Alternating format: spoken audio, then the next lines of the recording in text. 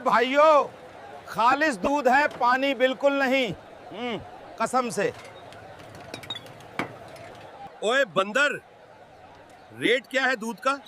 Rate वही है जो इंसानों का है, मेहनत में कोई फर्क नहीं। सुबह सवेरे मेहनत करोगे तो दूध भी खालिस मिलेगा। रोज दूध बेच बेच कर थक गया हूं।